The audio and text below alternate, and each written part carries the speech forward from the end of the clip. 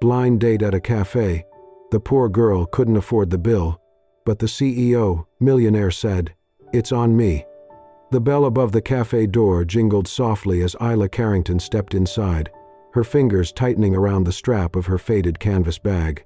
The scent of roasted beans and warm pastries wrapped around her like a blanket, and for a brief moment, she let herself believe that today, just maybe, might be different.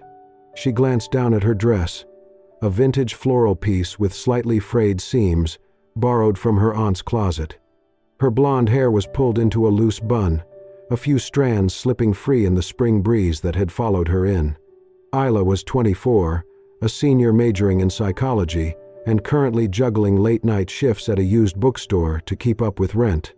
Still, she believed in love, even if love had not exactly been kind. She checked her phone. 5:45 p.m., 15 minutes early, just enough time to calm her nerves. She picked the table by the window, half lit by golden hour sunlight, and took a deep breath. Her hands trembled slightly as she opened her notes app, scrolling through the conversation starters she had practiced. Ask about favorite travel spots. Ask what makes him laugh. Do not mention childhood trauma on first date. When the barista approached, Isla smiled and ordered the one thing she could afford, a small cappuccino, $4.75. She placed 5 crumpled dollar bills on the counter and quietly declined the offer of an extra shot or a pastry. "I'm meeting someone," she added, mostly to herself. At the table behind hers, a man in a tailored gray sweater and clean sneakers stirred his espresso slowly, his mind clearly elsewhere. Caleb Montgomery, 32, was a name most people knew, especially in the tech and wellness world. Founder and CEO of a mental health app that had gone viral, he was lauded for his empathy-driven leadership. But what the world did not see was a man who had spent the last 4 months in silence, trying to recover from 73 consecutive sleepless nights, a panic attack in his own boardroom, and the crushing realization that helping millions of people meant very little when you could not help yourself. He was supposed to be in another meeting, but something had told him to stop, to sit, to breathe. That something now wore a floral dress and sat 2 feet in front of him, repeatedly checking her phone with a nervous glance at the door. 20 minutes passed, then 30. Caleb noticed the way she smoothed the creases on her dress, how she reached for her cappuccino but hardly drank it. Her eyes, wide, hopeful and growing dimmer by the minute, never left the entrance. At minute 40, she checked her phone one last time. A single message blinked back at her. "Did you really think I'd show up? You look desperate even in your profile." She did not cry, not visibly, but her whole frame stiffened, shoulders curling inwards. She blinked hard, as if forcing the tears to retreat to wherever heartbreak went when it had no room to show itself. The server came over, smiling politely. "Are you ready for your check, miss?" Isla opened her bag. Coins clinked softly as she searched. Her cheeks flushed. All she had left was a crumpled 5 and a handful of change. The total on the bill glared at her, $6.20. Caleb stood before he realized he had moved. "Excuse me," he said, stepping forward. He handed his card to the server. "It's on me." Isla turned, startled. Their eyes met for the first time. Caleb's voice was calm, but not dismissive. Kind, but not pitying. "No one should have to pay for disappointment," he said gently. She blinked, trying to process. Thank you. I didn't expect, I can pay." "It's okay," he said, already pulling on his jacket. He did not linger, did not make a scene. Instead, he placed a small folded piece of paper next to her half-finished drink. "Showing up still matters," he said softly before walking out. Isla stared after him, lips parted, as if something just slightly magical had happened. She unfolded the note. "There's nothing wrong with showing up, even when no one else does." The seat across from her remained empty. Her coffee had gone lukewarm. Her cheeks were still burning. But her chest felt just a little lighter. As she picked up her bag and left the cafe, she glanced once more at the window table behind her. She never noticed Caleb watching from across the street. But he smiled, just a little, and for the first time in months, the ache in his chest softened. Isla's fingers trembled slightly as she fumbled through her wallet, searching for the last few coins. The cappuccino sat half-finished in front of her, its foam sunken into a pale swirl. She bit her lip, trying to stretch the scattered quarters and dimes far enough to meet the total. 6.20. She was short. Her heart sank. The night had gone from hopeful to humiliating. She hated that she'd let herself believe in something, just this once, only to be proven wrong again. Just as she was about to ask if she could Venmo the remainder, the server returned with a calm, almost knowing smile. "No worries, ma'am," he said gently. "Your bill's covered." Isla blinked. I didn't." The server gave a small nod toward the corner of the cafe. Turning, she spotted the man from earlier, tall, quiet, already slipping on his coat. He stepped forward slightly to meet her eyes. "It's on me," he said, his voice low but certain. No one should have to pay for disappointment. Her lips parted. She wasn't sure if she should protest or say thank you. But something about the way he said it, without pity or pride, made the words stick in her throat. You didn't have to." "I know." He didn't sit down. He didn't wait for thanks. Instead, he reached into his coat pocket, pulled out a small folded piece of paper, and placed it gently beside her cup. Then, without another word, he turned and walked out into the fading dusk. Isla stared after him, heart thudding. The cafe buzzed with quiet conversation again, but her table felt still, wrapped in something unspoken. She picked up the note and unfolded it carefully. "There's nothing wrong with showing up, even when no one else does." The words were handwritten in neat, steady strokes. No name, no number, just one sentence, pressed into paper like it meant something. She read it again. And again. Her throat tightened. She had no name for what she was feeling. Shame, gratitude, and something deeper. The sense that someone had truly seen her. Not for her dress, not for the awkward silence she had sat in for nearly an hour, but for her effort, her presence. Someone had noticed she showed up, and that meant something. She folded the note carefully and tucked it into her bag like it was breakable. Then she stood, brushed down her skirt, and stepped out into the golden blur of the streetlights. She didn't look back, but she carried something with her now. A quiet, unfamiliar warmth, not quite hope, but close. Down the block, Caleb Montgomery exhaled into the night air, cool and sharp against his skin. He hadn't meant to get involved.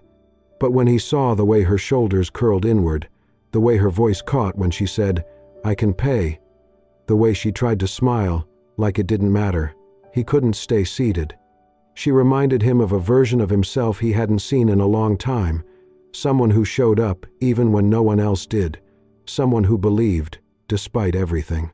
He didn't expect to see her again, but he hoped she would remember. That someone saw her. And that might be enough to change everything. A week had passed since the blind date that ended in disappointment and an unexpected act of kindness. Isla Carrington once again found herself inside the little cafe near the university library. The chalkboard menu still bore half-erased quotes and coffee specials, and the refill was still only $1. She took her usual spot, by the window, next to the only working outlet, where the draft kept her alert. Her cardigan, a soft cream knit with a tear at the cuff, clung to her as she cracked open her psychology textbook and tried to focus. The low hum of espresso machines, the scent of ground beans, and soft conversation filled the air. But Isla was tired. Her shift at the flower shop had left her drained, and she found herself rereading the same paragraph over and over. Across the room, Caleb Montgomery looked up from his tablet. He had not expected to see her again, not the girl with the steady eyes and quiet resolve from last week. Same girl, same cardigan, same unmistakable calm. He watched her brush a strand of hair behind her ear, sip her coffee like it was the only warmth she had. There was weight in her posture, but not surrender, and before he could stop himself, he stood. Approaching with his coffee, he tapped gently on her table. Still waiting on someone? Isla jumped slightly, looked up, and smiled. No, just waiting on Wi-Fi to like me back. Caleb chuckled, slipping into the seat across from her. You again, she said. Guilty, but this time I brought my own coffee. They started light, midterms, weather. A bouquet returned because a guy sent peonies instead of roses. Isla admitted to drying her shoes with a hairdryer 3 days straight. Caleb found himself laughing, really laughing, for the first time in a long while. Then, quietly, he said, I once went 73 nights without sleeping properly. Isla blinked, just kept working, thought more hours meant more control. She set her cup down, tilted her head. That sounds like a nervous breakdown dressed in a nice suit. There was a beat, and then Caleb laughed, loud and unfiltered. She had not said it to mock him. She had said it because it was true. And in that moment, something softened. No awe, no flattery, just honesty, gentle but piercing. She wasn't afraid of him. She wasn't impressed by his title. She was just present. Midway through their coffee, a small boy, maybe 9, walked by the cafe window holding a tray of cookies. He stepped toward the door, but a barista caught him and politely ushered him away. Isla stood, walked to the boy, bought a box, and tucked an extra $2 into his palm. He blinked up at her. She just smiled. When she returned, Caleb asked, You always tip people who don't even work here? She shrugged. Sometimes people work harder outside than inside. Later, an elderly woman wandered in, confused by the digital menu. Isla rose again, no hesitation. She guided her through the screen, helped her order, and led her to a window seat. 2 minutes. That was all it took. But the cafe quieted, slightly, as if her kindness pulled the air into something softer. Caleb watched. Not with admiration, but recognition. She did not act to be noticed. She acted because someone needed something, and she could help. That was enough. You're not what I expected, he said when she returned. Neither was the guy who ordered my dinner without asking, Isla replied with a small smile. Life's full of surprises. And it was. But the real surprise for Caleb wasn't her quick wit, or even her generosity. It was this. For the first time in years, he did not check his watch, did not glance at his calendar, did not think about meetings, deadlines, or inboxes. He just stayed. And in the quiet gravity of her presence, something he had long buried began to stir.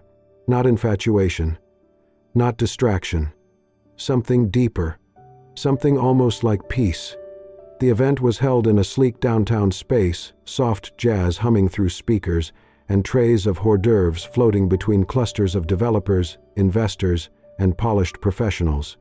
Caleb's company was unveiling a new version of their mental wellness app, tailored for college students under pressure. He had personally invited Isla, telling her, You've got a better instinct for what real people need than most of my marketing team. Isla arrived right on time, wearing her go-to floral dress, vintage, a little faded, but clean and pressed. Over it, she wore a canvas tote with her university's crest and a small student volunteer badge. She had declined, and her roommate's offer to lend something more formal. This was who she was. Inside, everyone else looked effortlessly curated. Isla didn't blend in, but she didn't try to. Instead of gravitating toward the wine table or investor clusters, she made her way to the demo station, where interns explained features to curious guests. Isla leaned in, asked questions about accessibility for students with learning differences, and gave quiet but thoughtful feedback on interface clarity and language tone. Her voice was soft, but her suggestions were practical and grounded in user experience. A well-dressed woman nearby, likely in her 42s, and holding a glass of rosé, turned toward Isla with a smile too sharp to be friendly. You must be the CEO's girlfriend, she said, her tone light but condescending. That thrift store chic thing is really brave. Isla blinked, then smiled, gently but not passively. Well, she replied, You don't have to spend much to show up with dignity." The air shifted. The woman raised an eyebrow, said nothing more. Isla turned back to the interns, undisturbed. Across the room, Caleb saw it unfold. He hadn't meant to watch, but he knew that kind of dig, polite on the surface, poisonous underneath. And he saw how Isla met it, calm, clear, composed, no shame, no theatrics, just strength. He felt that quiet tug again, the one that started the moment he watched her counting change for a cup of coffee. She didn't need rescuing. She only needed to not be underestimated. After the event, he found her by the coat rack, brushing lint off her tote. "Hungry?" he asked. "Always," she said, smiling. They walked past a dozen polished restaurants and turned down a quieter street until they reached a small pizza joint with sticky counters and a humming neon sign. They ordered 2 slices, found a booth beneath a flickering light, and shared a bottle of soda like it was vintage red. Over paper napkins and grease-stained plates, Isla spoke, not in a dramatic way, just honestly. "My mom worked 3 jobs when I was in high school: janitor, cafeteria worker, and nighttime receptionist. Sometimes she'd fall asleep standing while waiting on laundry." Caleb listened, elbows on the formica table, eyes steady. She'd say, "We can't choose what we're handed, but we can choose how we hold it."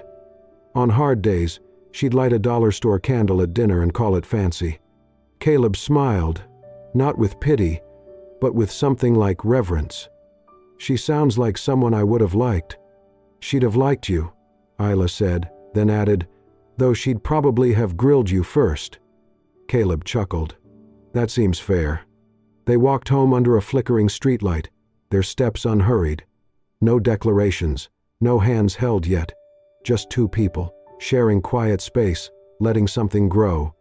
And somewhere between a $5 dinner and the soft echo of worn shoes on pavement, Caleb knew. Isla wasn't just someone he admired. She was someone he didn't want to walk away from. The first time Isla stepped into Caleb's office, she was visibly nervous. The building was sleek and intimidating, with polished concrete floors and white oak walls. Everyone walked fast, dressed in smart casual confidence. Isla, in her soft blue cardigan and canvas shoes, felt like a misplaced bookmark in a hardcover world. But Caleb greeted her at the elevator himself. No assistant, no clipboard, just him, smiling in a way that made her shoulders lower half an inch. He showed her around, introducing her to the product team as a perspective we need, not just want.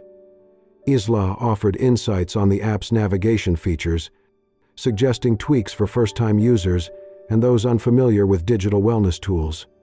She spoke simply but precisely. No jargon, just empathy backed by experience. The team listened, Caleb noticed. From then on, she started visiting the office once a week to consult on usability. Their conversations gradually bled into lunch breaks, shared sandwiches on the rooftop terrace, where Isla would tease Caleb for never remembering to bring napkins. He started forwarding her articles at midnight, usually things she had already read, but she replied anyway, often with a meme or a line from Rumi. She became a soft part of his days, a good part. He never told her how much those emails meant, or how he reread them when he could not sleep.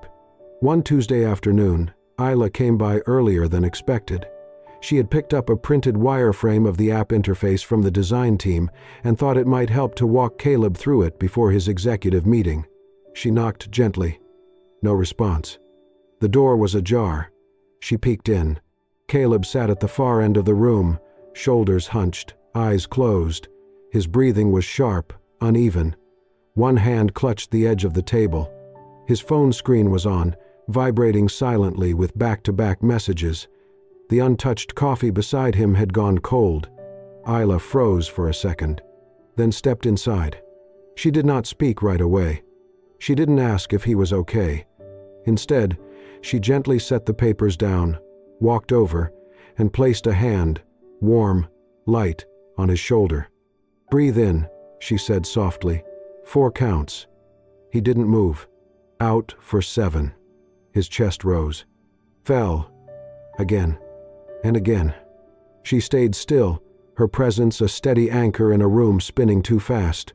No judgment, no pity, just presence. Caleb's breathing began to even out.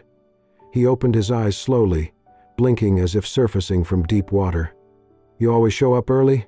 he managed to whisper. She smiled. "Only on Tuesdays." There was a silence after that. But it was not awkward.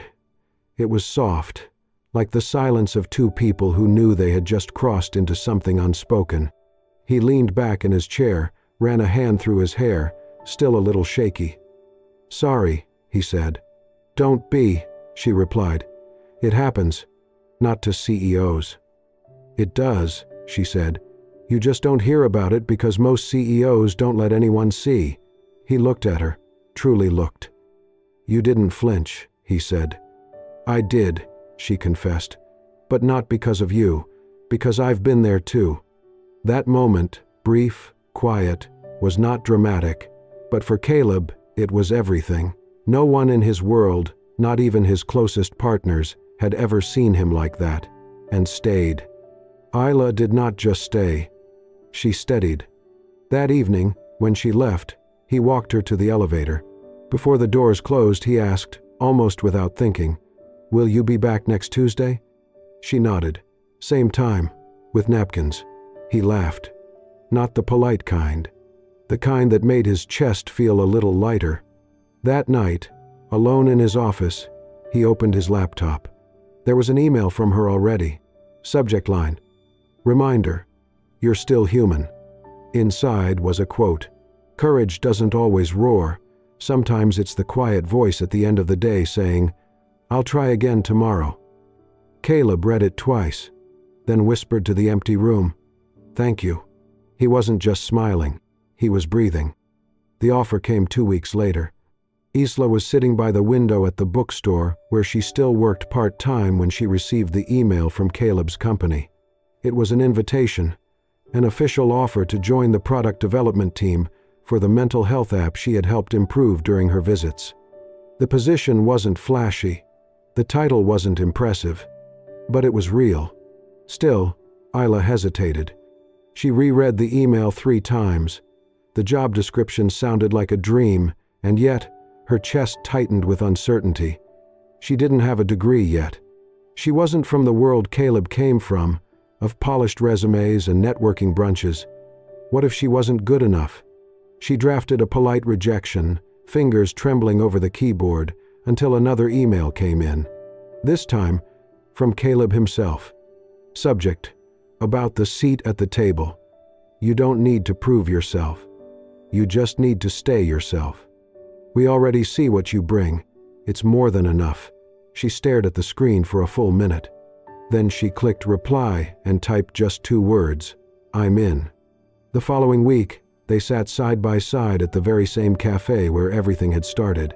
The warm hum of the espresso machine, the clinking of cups, the soft indie music, it all felt familiar. Yet now, the table between them held 2 laptops and half-eaten pastries instead of silence and hesitation. They weren't on a date. They weren't pretending to be anything. They were just together. Isla was reviewing user feedback notes, scrolling through comments from college students who had used the app during a pilot run. She flagged a few that mentioned technical jargon, then leaned over to Caleb's screen. "See, this one says the self-assessment questions felt too clinical. Maybe we could rephrase them, make it feel more like a conversation than a diagnosis." Caleb looked at her, then the screen, then back at her. "You're right." Again. She shrugged. "People want to feel understood, not labeled." Caleb smiled, but Isla's attention had already shifted. Her eyes caught something on the corkboard near the cafe counter. A small, slightly faded piece of paper, tacked between flyers for community yoga and weekend poetry nights. She stood up, walked over, and stared. It was the receipt. $6.20, paid by guest. A handwritten note beneath it read, "She couldn't pay, so someone else did, and changed 2 lives." Her fingers brushed the edge of the paper. Her throat tightened.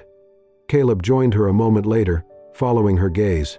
"You kept it," Isla whispered. He nodded. The manager said it started more conversations than any marketing poster ever could. They stood there, quiet. Then Isla looked up at him. "I wasn't just short on money that day, Caleb." He didn't ask what she meant. He didn't need to. She returned to her seat, feeling something inside her shift. This cafe wasn't just where she was stood up. It was where someone saw her, where someone stayed.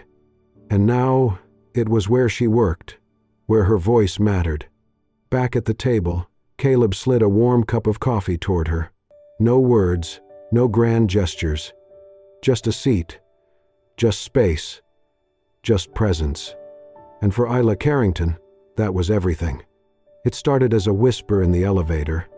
By lunch, it had a headline.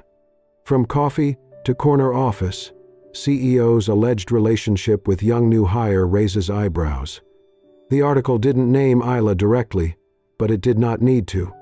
Her description, blonde psychology grad, recently hired into development team, was enough for people to put faces to gossip. The comments online were worse than the article itself. Words like opportunist, inappropriate, and unethical were thrown around like confetti.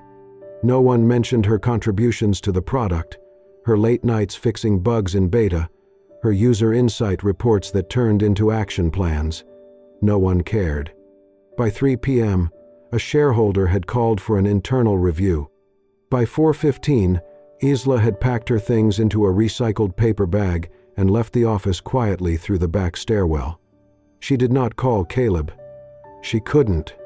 Her heart felt like it had been split into halves, one still defending him from the sidelines, the other breaking under the weight of what she now believed was inevitable. She had ruined the one good thing that had happened to her. That night, she sat by her window, staring into the dark city. Rain tapped against the glass like it had something urgent to say. She didn't cry. She didn't even flinch. There was only silence, and a resignation deeper than fear. And then, a knock at the door. Firm, familiar. She opened it slowly. Caleb stood there, hair soaked, shirt clinging to his skin, water dripping from his sleeves. In one hand, a folded copy of the article, already soggy. In the other, nothing. Not a briefcase, not an umbrella, just himself. Isla's breath caught in her throat. He didn't speak right away. The storm behind him made the hallway feel like a movie set, too dramatic to be real. But his eyes, those steady steel blue eyes, were raw and clear. "You didn't cost me anything," he said finally, holding up the paper. "You reminded me what matters." Isla shook her head, her voice barely a whisper. "You could lose everything, your board, your investors." "They'll still be there," he interrupted gently. "But if you're not, I won't be." She looked away. Her hands trembled. "I never wanted to be the reason you got pulled into anything messy," she said. "I never wanted." "To matter that much?" Caleb stepped closer. Too late. There was a pause, a breath suspended in the storm. Then, for the first time, he reached for her hand. His fingers were cold, damp from the rain. But they wrapped around hers with a kind of finality, a kind of truth.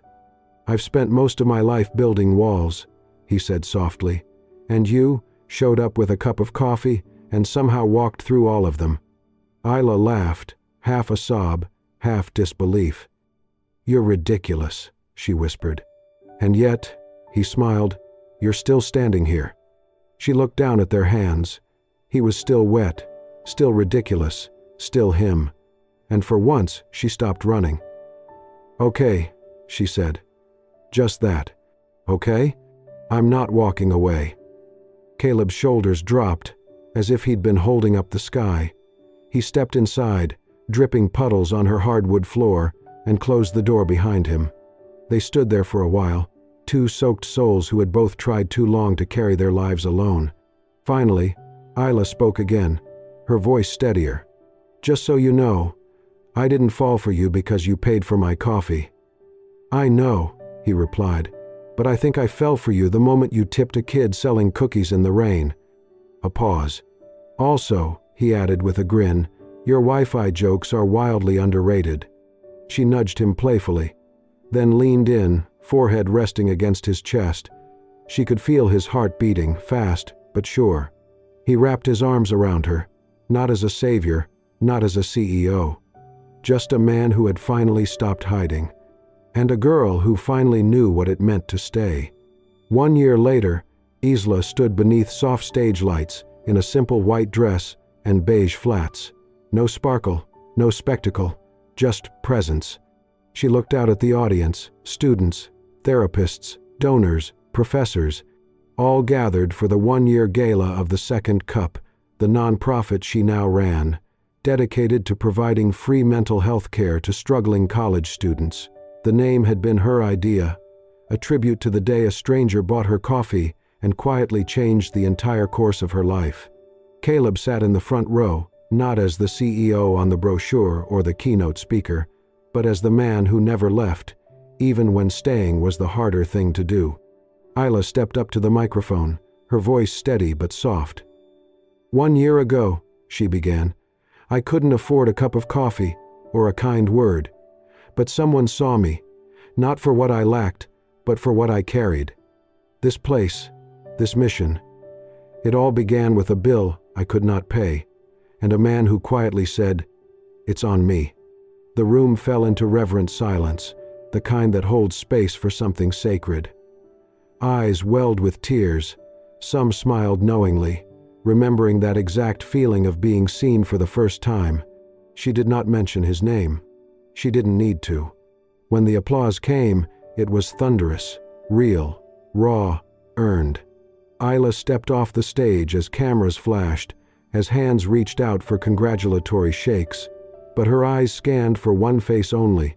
And there he was, standing just off to the side, in a navy blue suit, his expression unreadable except to her. He wasn't holding flowers. He wasn't down on one knee. But in his hand was a small navy box, worn at the corners like it had been opened and closed 100 times before tonight.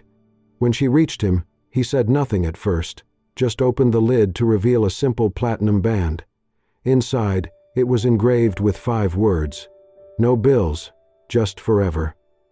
Isla blinked, the room fading behind her. Then Caleb finally spoke, voice low, just for her. I don't want to be the man who pays your bills, Isla. I want to be the man who stays when life gets expensive. Will you let me stay, not for coffee, not for rescue, but for love? She didn't speak right away. She didn't need to.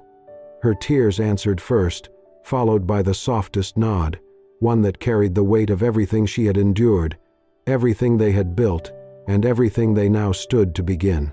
You're the only thing I never asked for, she whispered, voice breaking. But somehow, the only thing I ever needed. Caleb smiled. No cameras, no press releases. Just him, her, and a moment that would belong only to them. That night, they left the gala quietly, slipping away into the cool October air. The city hummed around them, alive but not loud. As they reached the familiar street corner, Isla paused. The little indie cafe was still open, glowing warm yellow against the dark sidewalk. She smiled, pulled the door open, and looked at the barista she knew well by now. 2 lattes, please, she said. This one's on me. The barista blinked, then grinned. Caleb watched her from the entrance, her hair slightly windswept, her smile soft but certain. He stepped forward, took her hand, and slid the ring onto her finger. Right there, by the door where it all began. No one watched.